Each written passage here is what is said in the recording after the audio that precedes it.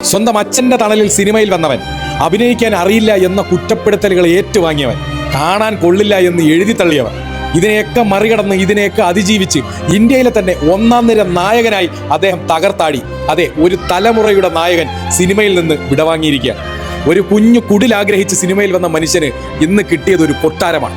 ഈ ആരാധകരും ഈ സൗഭാഗ്യങ്ങളും എല്ലാം ഉപേക്ഷിച്ച് അദ്ദേഹം നല്ലൊരു ഉന്നമനത്തിനായിട്ട് സിനിമയിൽ നിന്നും പടിയിറങ്ങിയിരിക്കുകയാണ്. ഈ കേട്ട കുറ്റപ്പെടുത്തലുകളും തള്ളിക്കളയലും ചവിട്ടിത്താഴ്ത്തലുകൾക്കും എല്ലാം അദ്ദേഹം കൊടുത്ത മറുപടിയാണ് ഈ കാണുന്ന ജനക്കൂട്ടം. ഇന്ത്യയിൽ ഒരു നടനും ഇതുപോലുള്ളൊരു ജനക്കൂട്ടം ഉണ്ടാകില്ല.